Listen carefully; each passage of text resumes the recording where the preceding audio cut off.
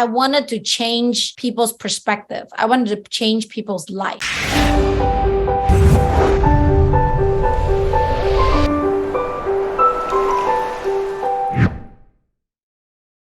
Just kind of like what she said, right? Choose your battle, but choose it wisely, because the truth is, the reason why I'm creating this community is because I wanted to change people's perspective. I wanted to change people's life. I want business owners to know that, you can be a successful business owner and things doesn't have to be hard, right? You can ask your virtual assistant to help you with a lot of things, kind of like how I am, right? I was gone for 6 weeks or 2 months, I don't know, right? But business is still here. You guys are still, taking care of very well.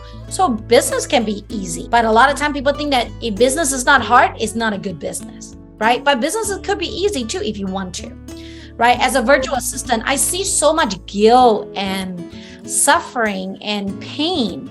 Like I know that this one thing that I'm going to come back and address my own team is a lot of them, I just get stuck in suffering mode. They think that they're not good enough, or they think that, the company mistreat them, or, there's a lot of noises that is coming out when I was gone, because I know that I wasn't there, right? To ensure that they're aware of all this thing, because I wasn't even aware of. So the thing that, I wanted you to really think about is, be aware of where your suffering is at, right? And I'm talking about all the negative idea, not negative thoughts.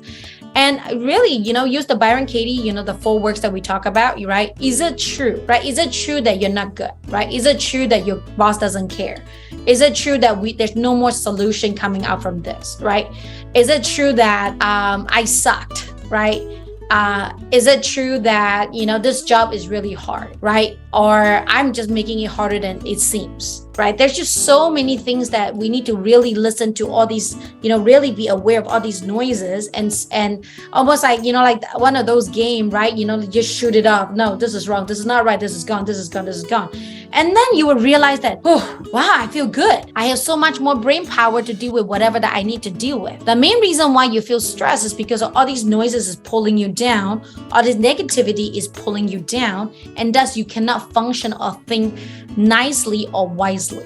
You know what I'm saying? That's why you were like, I think I cannot do this anymore, And so ask yourself, right? It is a choice that you have to choose, right?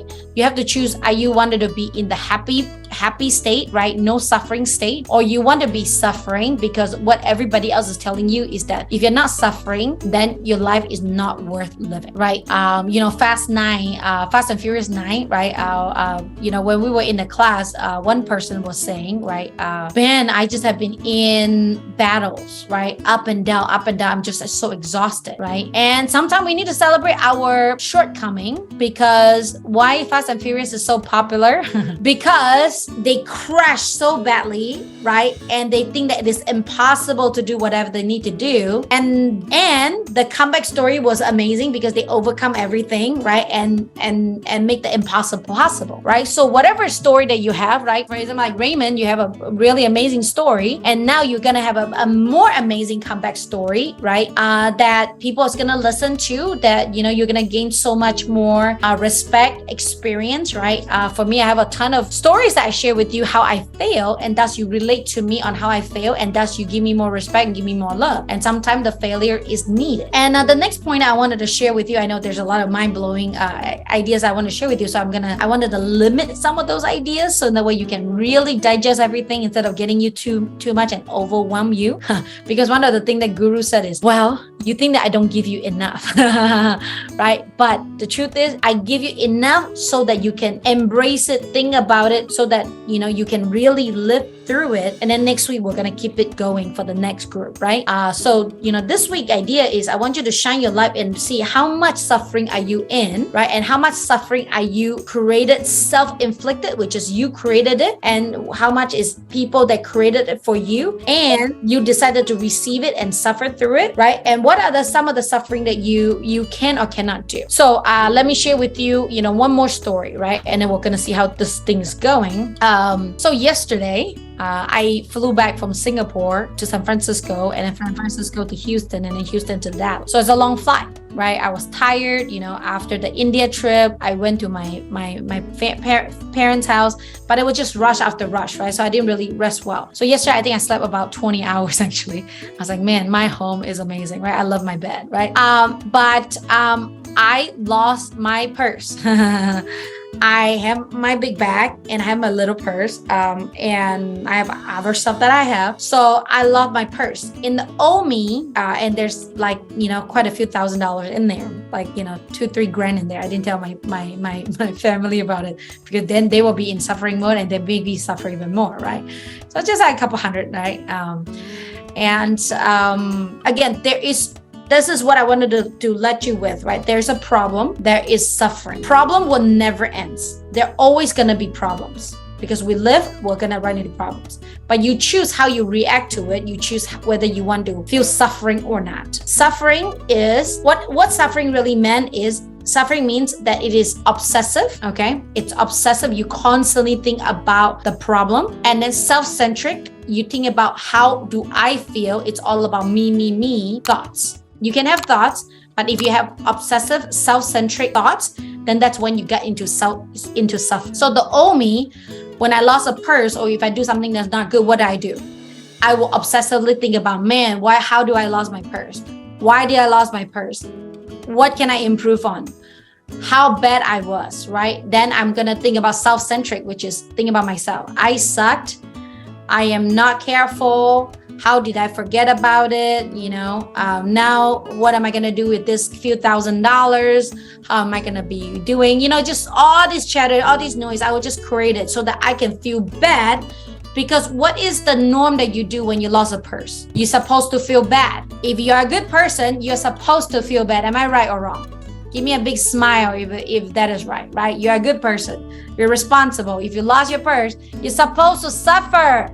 Because if not, you're not a good person. Am I right? Did you realize that we trap ourselves into this crazy loop, right? But the truth is, I did my best, right? I didn't lose my kids. I didn't lose myself. I have the rest of my luggages. I only lose one thing, right? But because I just came back from this course, the good news is I didn't blame myself. I realized I was like, oh, there's no blaming. I was looking around. I was looking around all over. I was like, something's wrong.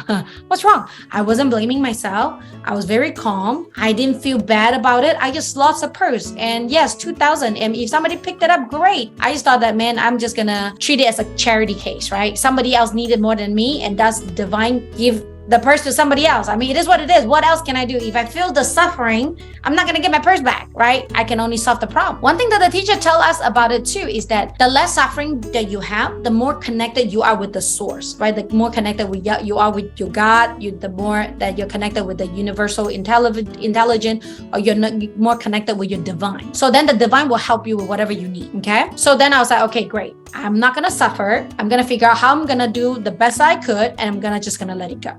So then I'd let it go, which is really it's like freedom for me, right? It's really amazing. So then they tell me to fill out this form to tell them what's going on, right? How do you identify this person? I was like, I mean, how many of you guys will believe that if you fill out the form, you'll be able to get your purse back? How many of you guys believe that would happen? Right? A lot of you guys laughing, nah, that's not going to happen, right? Most likely in Philippines, that wouldn't happen. US, actually quite a bit of chances. So then I didn't suffer. I slept through the 24 hours. I woke up and I got an email and say they have located my purse. So I paid $50 and they're going to ship my purse back to me. Yay, right? I don't know whether the money is still intact or not, but yes, I get my purse back. So I was like, oh, this is true, right? So I don't have to suffer. I just have to figure out how to solve the problem. And the problem is solved. How amazing the life would be. Right? How amazing the life would be if we do that constantly, right? What is the point of suffering, right? And again, Raymond, I can relate to your story a lot, right?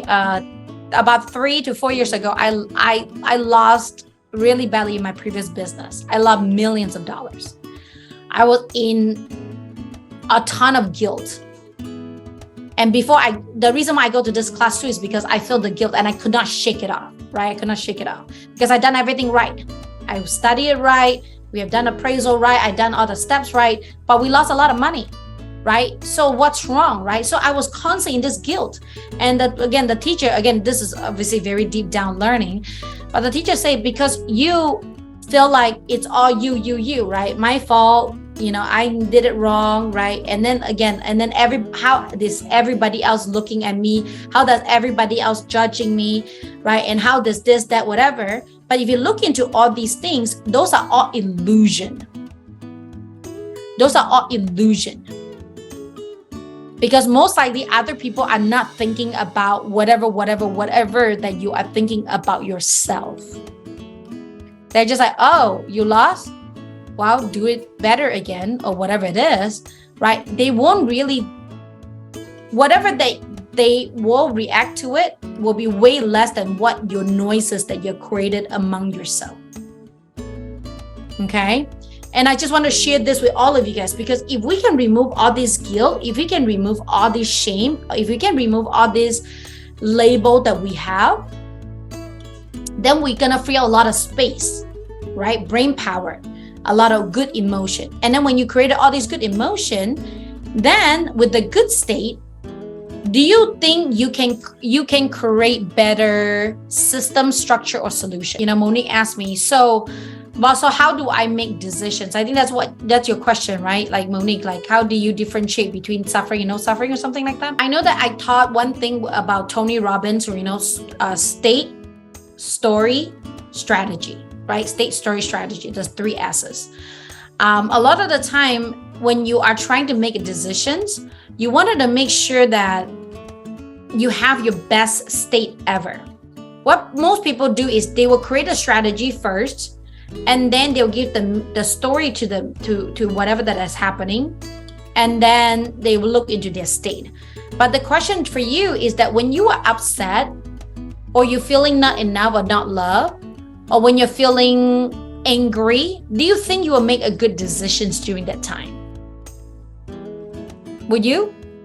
If you're pissed off at your husband, what do you do?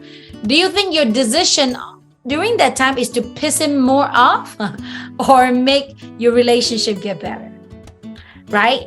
So whenever you have a decision to make, the first question that you want to ask yourself is, am I in a suffering mode or non-suffering mode, right? And I think I love what Monique said, am I emotional or without emotion? Right? And I don't think you will ever be like emotionless. But are you in a happy mode, calm mode, peace mode, or are you in angry mode, frustrated mode, stress mode? Because when you're stressed, you tend to make wrong stress decisions. I know that this is happening to a lot of the virtual system. When they decided they want to quit, is because the boss is giving them a lot of stress. They're frustrated. They don't know what to do. They're lost. And then they just dump in themselves with a lot of, self-judgment, right? Guilt, why me, this, that, whatever. And then they couldn't do it. But if they calm it down and really, and erase all the suffering thoughts that they have, and then really come up with what is the core problem. Sometimes the core problem is very simple. Sometimes it might be just, hey, you need to just have a call with your client on Zoom. Or, hey, you need to just write down the notes. Hey, you need to clarify your message, right? Sometimes it's very simple, but when we stack all the negative ideas and thoughts onto it, then things will get harder. While preparing for the worst, I'm a good person, I'm preparing for the worst, but the worst becoming really huge. And at the end, you realize that the reality is this thing is only this size, but we created so big of a bubble because, again, we're good people, we're preparing, right? But then at the same time, we're addicted to suffering. So we have to create something to make us feel suffering, make us feel nervous, make us feel stressed, so that I am worth living. Okay? So I hope that answered your questions.